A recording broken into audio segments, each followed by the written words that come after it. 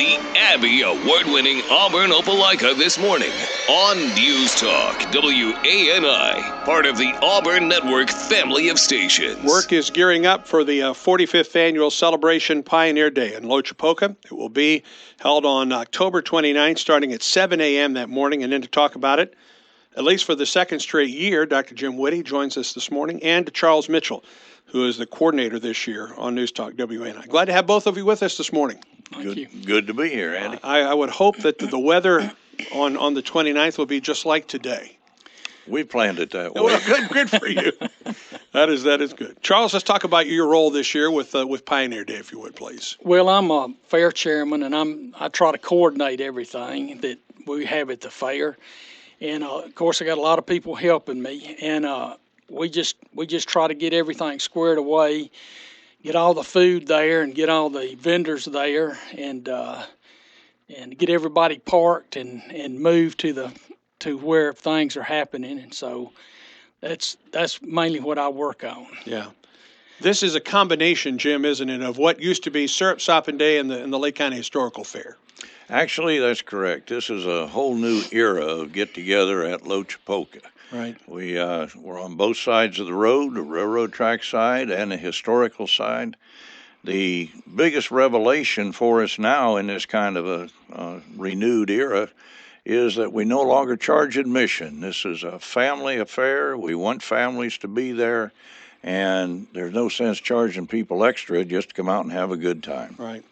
I think that's a great way to put it, and it is fun for the entire family. There are events and displays for people of all ages, isn't there, Charles? That's right. We have there'll be rides for the kids. There'll be a climbing cliff, which a lot of older kids try to do, and of course we'll be making syrup, and there's food there, and kiddie rides, and we have several museums. We have more than one museum on the society side, and there'll be people there that'll be showing everyone the museums and how things used to be. Right, Jim, you'll be part of one of those displays of when things used to be, right? Yes, sir. I'll be in the blacksmith shop again this year. Yeah. How long have you done that? I mean, how long has this been part of your life? Close to 20 years here at Auburn. I grew up in a sheet metal shop. My dad was a heating and air conditioning guy, and I been around metal for a long, long time. Never liked it. I guess because I associated it with work, but I got into woodworking, enjoyed that. Right. But when I came to Auburn, I went out there to what was then the syrup shop. And I watched these fellas working in a blacksmith shop, and I figured they were no smarter than I was. They just knew a whole lot more than I did. Right. So I've been trying to learn what they learned ever since, and I thoroughly enjoy it. Yeah. Something that you enjoy now, isn't it? Absolutely. Yeah. Charles, talk about your history with this fair. Well, it goes back to when Ruth Speak, really, she started the Lee County Historical Fair. And then later on, Syrup Sopping started also. But Ruth Speak started me working in it many years ago, off and on, not every year, but right. Off and on. All right. How many folks did you estimate that you had at the Pioneer Day or the fair last year? Well, we've tried to come up with a number, but we'd say 3,000 or more. Right. All right. Let's talk, before we get to our first break, let's talk parking that day, because that's always going to be an issue, isn't it? So where will you have parking available on the 29th? We've worked on parking, and we think we've come up with a solution. We have 2 churches there that allow parking, and some individuals, and the community center, and we have churches that are going to use their small church buses to shuttle people back and forth between the parking. All right. Well, that ought to be nice then, right? I hope so. Yeah. It all starts at 7 o'clock on the 29th, talking about Pioneer Day in Opelika, both sides of the road, and it is free of charge. We'll talk about many of the events, the displays, all kinds of things that will be going on that day, as we're rejoined by Dr. Jim Witte and Charles Mitchell after the break on News Talk WANI. Let's talk about some of the things that folks can enjoy that day, in addition to the cabin and learning about the cabin and seeing Jim and the others doing the blacksmith work. What else can folks enjoy that day, Charles? Well, they can enjoy food. That's good. There'll be Chick-fil-A serving biscuits on the town side, and then our kitchen will be serving sweet potato biscuits on the museum side. And as I said earlier, we have several museums around the park that people can go into and learn about the old farm equipment, or how to make rugs, and how the weaving went, how it was done during pioneer days, and other demonstrations we have. All right. Soap making is one of those that bread making. I mean, That's right. There's all kinds of things that day for folks to learn about, right? Well, for those that never tried it, you'll have a chance to eat a pork skin or kettle corn. Now, that may be new to the diet of some folks, but it's worth to come out and see what your ancestors were eating. How about music that day? Well, we've got the music it'll be one of the top groups that'll be there. Be the Plantationaires, which is a gospel group, and they'll be performing. There'll be dulcimer performances and harmonica performances also during the day. These will start probably around 8 o'clock and go till about 3. Okay, so on the railroad side, you've got Spencer's Music of Auburn is going to be providing music on that side. And we've also added a picking and jamming tent. It's a facility that's open to the public. You've got a guitar, banjo, dulcimer, whatever. You just bring it along with you, sit down in that tent, and you can play with your friends or just have a good time all on your own. Sounds good. All right.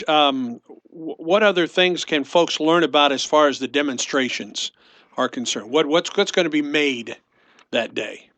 Well, Jim will be making various things at the forge. There'll be people showing pine needle baskets. There'll be how to make rugs, how to do how to make certain dolls that they used to use during those periods. And Jim, what else is going on? Well, one of my favorites is the corn shucking. Now, if you've ever sat down with 2 ears of dried corn and rubbed them back and forth to get the kernels off, most of the time you end up scraping your knuckles. Well, this is an opportunity to come out and test your corn shucking skills. Plus, we can demonstrate some machines that our ancestors used to do that very task and save your knuckles. What are you going to be making at the forge? At the forge, we're primarily looking at what we like to think of as practical items. We'll have various array of candle holders and decorative items for the home. Now, the old blacksmiths, they made hinges and hasps and the hardware for the home. But we'll have examples of those all laid out, demonstrated, and actually constructed there. All right, we talked about how many folks come out to enjoy. What about as far as the folks like the two of you that go out and you're working that day? It takes quite a crew to put on an event like this one, doesn't it, Charles? It does. We'll probably have close to 100 people that are helping us put the thing on. Okay, and you've got some. I would guess that you would have some folks coming in from all around. It's not just Lee County folks, but you've got some folks coming in from outside the area that want to be a part of the Pioneer Day as well. That's correct. I know at least one from Montgomery that comes down and helps us out in the museum, and I'm sure there's, and of course the syrup maker is from up near Waverly. Okay. And he comes, Emery Combs brings his troop down there, and they got their mules, and we've got the mills and pan to make the syrup in. What are you making the syrup out of? Is this pure cane?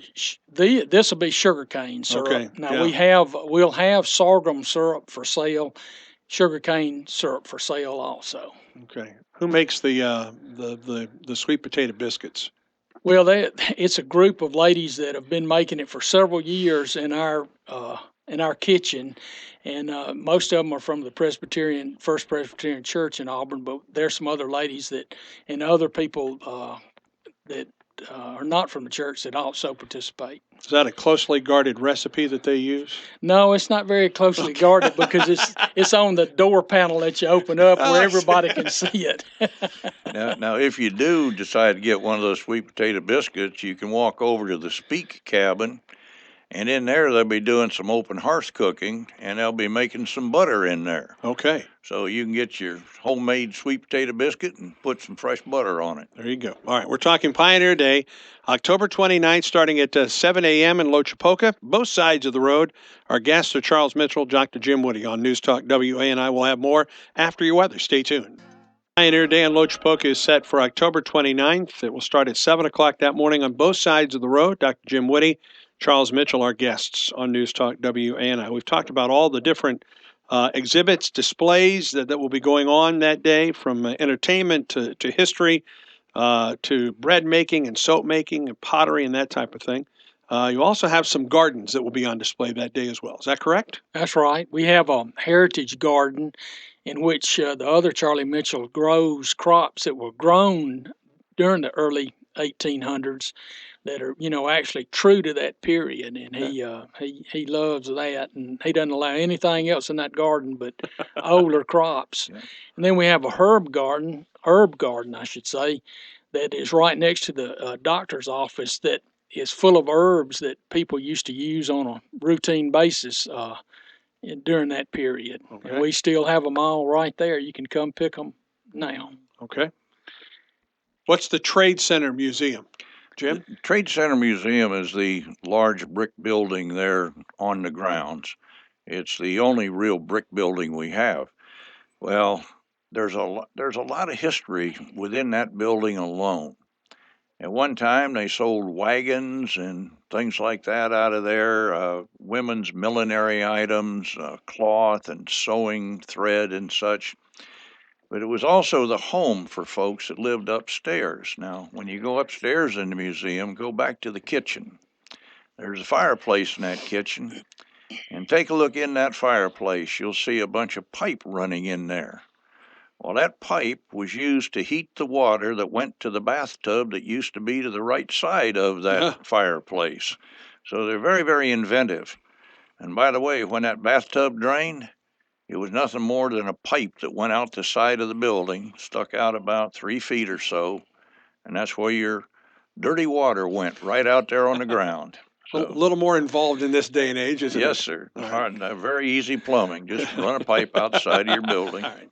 It all starts at 7 o'clock on the 29th. Again, if you would, Charles, give us the details as far as parking on that day, please. Well, we have parking for for vendor parking and our demonstrator parking and helper parking. And then there's parking at the two churches, the Baptist Church and the Methodist Church and the community center, that we'll be running shuttles back and forth to the area from. Okay, so should be plenty of parking that day and get you right up to the entrance, so to speak, of the fair. It will be both sides of the road that day. This is all one event now, one celebration. Yeah, the museum is partnered with the town, and we're putting it on together. Okay, well, it should be hopefully a great day from a weather perspective. When will you start the setup for this event? Well, actually, we start this week, but there's just a lot of things that have to be done to get everything ready. What's the most enjoyable part of a Pioneer Day for you, Jim? I like the young people to come by and they look at the forge. Now, most of them have only seen a forge on television, and they think it's a place to come and get your horses shoed. Well, it's a lot more than that. So it's really fun to watch the kids come by and see a live forge in action. Right. What about you, Charles? Well, the reason we do we have the fair and everything is to have money enough to run our museum the rest of the year. And now that we're partnering with the city, hopefully provide them with some money also. Okay. A lot of folks said that you'll be there that day. Will there be items for folks to purchase? Oh, yes. There'll be hopefully as many as 140 vendors there. Besides food and everything, there'll be other arts and crafts going on. Now, the event itself is free of charge. That's correct. All right, but there will be opportunities for you to to purchase for food or some items that day throughout the day as well. So just keep that in mind as you want to. It's fun for the whole family. There will be things for folks of all ages. That's right. On that day. Gentlemen, thank you. Appreciate your time as well. All right. Thank you. Thank you, Andy. Have a great day. Take care.